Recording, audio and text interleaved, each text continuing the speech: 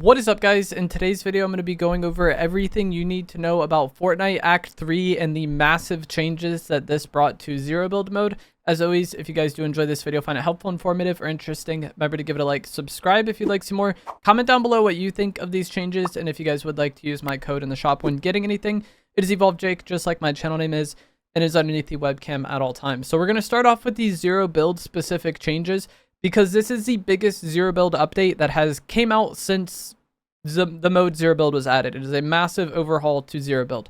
The first change is going to be that you now start with a common pistol and a mini shield. This caused some debate or controversy when this was first announced, but it's not the regular pistol that's in the loot pool. It's a unique item called the Where We Dropping pistol. It's basically the gray chapter 1 pistol, and you only have 16 bullets in it. You can maybe find more ammo, but it's not like you're just immediately like ready to fight with this thing.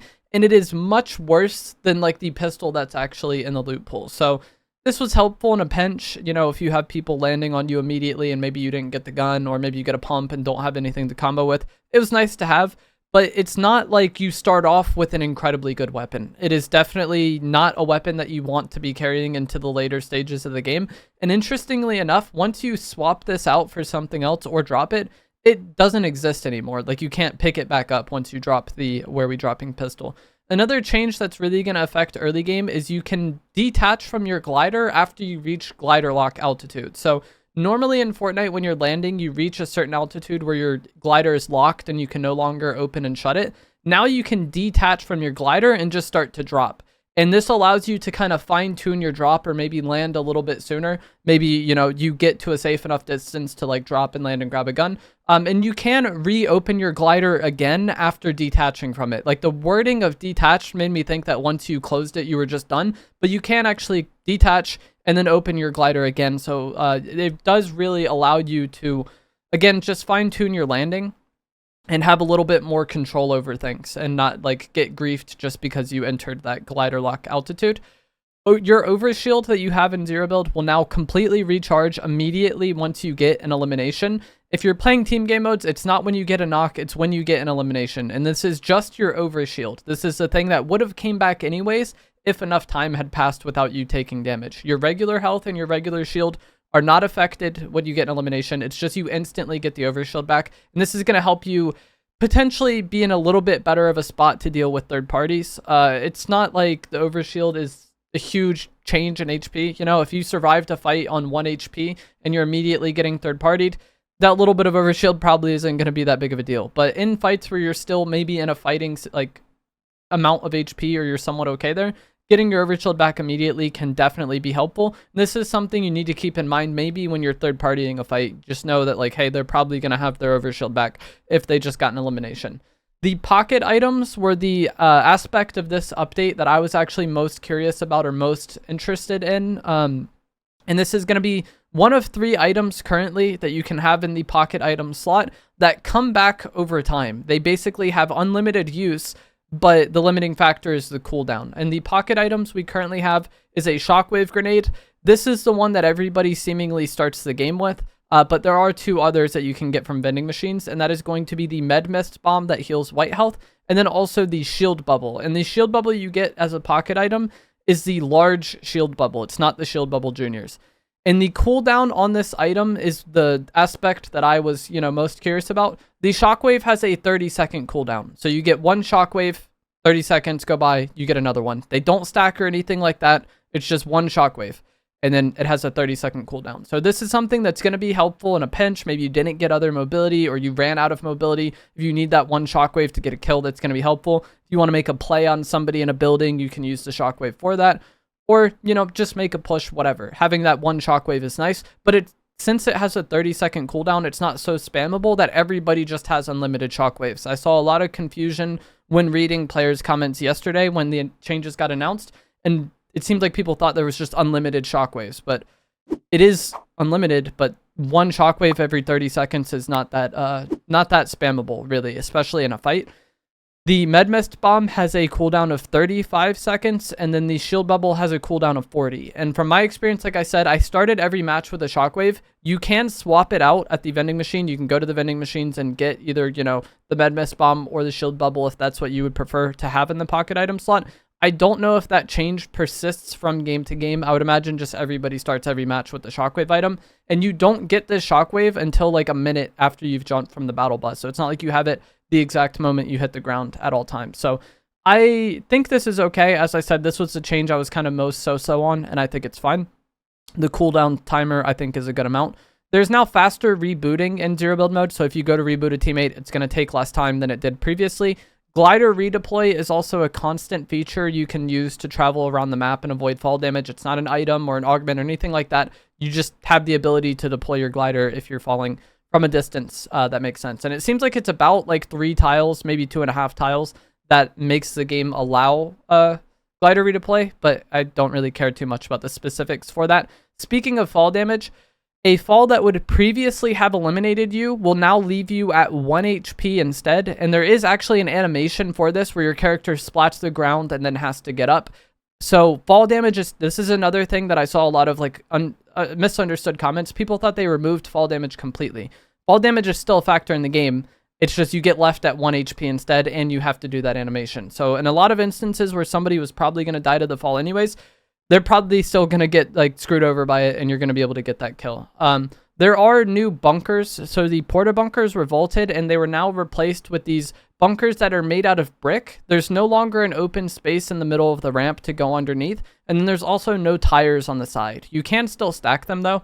And you can hold 2 of these in a stack, and it's a common item. So I don't know why they kind of remade the bunker this way, but that's what they chose to do. Another change for zero build mode that I forgot to mention is that all the structure damage that everything takes was reduced. So spraying out enemy cover is going to take a lot longer than it did before. And, you know, alternatively, if you're using cover, it's a little bit more, you know, stronger than it was before. There was a lot of zero build specific items added to the loot pool. Those bunkers I just touched on. There's a new smoke grenade that just creates a smoke cloud for you to kind of, you know, disrupt enemy line of sight. The guardian shield was unvaulted. The bush consumable is back that you can like put on your character to protect you from a shot's worth of damage. And the shrub bomb was added back. This is a bush bomb that you throw down and then also gives you the bush on yourself. And there may be many more as well. The spawn rate of these items didn't seem to be that common, but they definitely were there at the same time, you know. The rivalry boards, the loot that you can get from them were obviously changed. The exotics have currently been replaced by the Mythic 7 power gloves. These have 40 uses instead of 20, and they can be bought for 90 rivalry coins. So they're a lot more expensive than the exotics were. And that is the only thing currently in this slot, but I've been told that the Ice King gauntlets and the exotic Rift DMR were supposed to be added to this pool of items as well, but I didn't see them yet while playing, so, you know, it's just one of those things that Fortnite will have to fix later on. The heal slot of the exotic, the heal slot of the rivalry board where you could previously buy heals, you still can buy heals there, but there's a chance for overdrive grenades to actually spawn in that slot as well. So you can buy a stack of 4 overdrive grenades from the rivalry boards in the heal slot. So sometimes it'll be there, sometimes it won't. That item is just kind of random what heal it offers, or, you know, now the overdrive grenades. The Overwatch stuff was also a huge part of this update. We got 2 new items. The Tracer pistols. This is a dual-wield automatic pistol that actually puts you in first-person mode when you have it equipped. You can activate dashes when you have this out by hitting your jump button while in air in the direction you want to go. So like other dashes that we've had in the past. And you can have up to 3 dashes at a time with these pistols. There will be little notches in the center of your screen when you have it out that kind of shows how many dashes you have. And they just kind of come back over time. From my experience, it didn't seem like they came back when I didn't have the pistol out, but the progress stayed. So if I had 3 dashes and then swapped something else, when I swapped back to the pistol, I would still have those 3 dashes. But if I had 0 and then swapped to it, I wasn't having any dashes, so I don't think it recharges the dashes while you don't have it equipped. There also is a rewind ability you can activate by hitting your aim down sight button with these equipped, and it will kind of send you back in time to where you were after a certain amount of time or a certain amount of distance. I don't know exactly how it works, but there's a set amount that it kind of sends you back. And that does have a cooldown that will cool down even when you don't have them equipped. And I've been told this gives you back some of the HP or shield you had prior to using it, but I don't know how true that is because I wasn't able to like use it in a situation and see exactly what that regen was like. But the character Tracer in Overwatch does kind of get their HP back from doing that. These are basically like a dual wield SMG. The range on them is kind of terrible. Like the damage at range is pretty terrible. I was using them kind of mostly as a mobility item, and the dash aspect of them is really good. And if an enemy is close enough to you, you will absolutely melt them with these pistols. But I didn't really like it as just like a full replacement of my spray weapon. I kind of looked at this as like mainly mobility with a weapon aspect. And I still wanted to have like a main weapon for kind of like ranged fights. There also is the Mercy Staff. This will heal teammates and yourself by hitting the shoot button. So it will regenerate your shield. It's pretty helpful, and it can heal your teammates, and you kind of heal your teammate and yourself at the same time, which is pretty nice. Your aim down sight button will boost your teammates' damage. I didn't really get a chance to test this. I don't know how useful that would be of like you doing that to your teammate actively while they're trying to fight somebody. But that is something that you can do. You can get both of these items just from regular looting. So they're pretty plentiful on the map. It wasn't that hard to find them. There are Overwatch loot boxes around the map, especially at the new Overwatch kind of mini areas. These seem to have specific loot to them. Like I got the new Overdrive pulse rifle from it. This is a pulse rifle that gives you the overdrive effect while you have it equipped.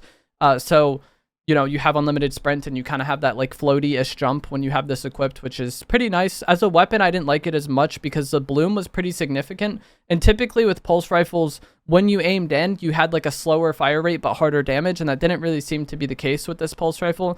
I saw the kinetic blade today, and I think you can get that from these Overwatch loot boxes. And then same with the RPG, the regular RPG I did see today, and I believe people were getting it from these Overwatch loot boxes because I wasn't finding it just from regular looting. There are Overwatch mini POIs around the map, so some of the factories around the map have been replaced with like an Overwatch style building.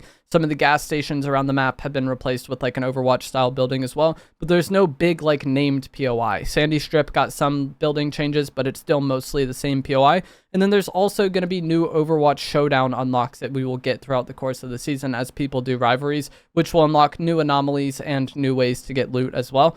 One final thing I want to touch on that I forgot to say when talking about the pocket items is the way you activate your pocket item is your build bind. So for me, it's circle because I've used the default build bind in Fortnite forever, but it's whatever your switch mode / build bind is. What the game calls it is, you know, might vary, but that's what activates this. I got asked about a lot today from people saying like, what bind should I make this? Or people worried, you know, controller players don't have that many binds that are easy to hit without taking your thumb off the stick.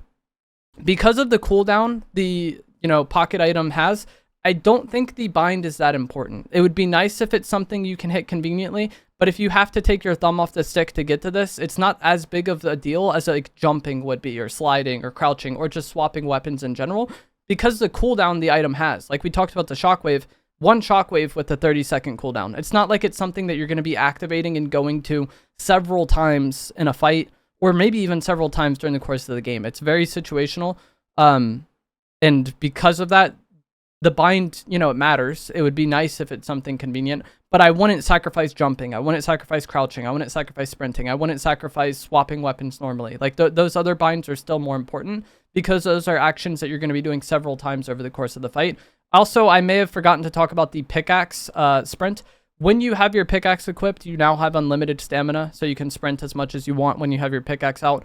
This is nice. I didn't really find this impacting fights too much. It was helpful to get around the map quicker, but it's not like everybody is just going to be able to run away all the time, especially a season with the amount of mobility we currently have. Somebody just running with their pickaxe out is not as big of a nuisance to chase as somebody using the 7 power gloves, the overdrive nades, the shockwave grenade now, the tracer pistols, or even the Mercy Staff, because the Mercy Staff, if you're in air, does kind of give you a floatiness, kind of flying to your movement, and you can combine that with the other movement items to go even faster. But that is going to be it for this update. There was a lot of changes, a lot of zero build specific changes, and I think this update was incredibly good. Let me know what you guys think down in the comments below. If you guys found this to be helpful, informative, or interesting, remember to give the video a like, subscribe if you would like to see more, and I will see you guys in the next one. Thanks for watching.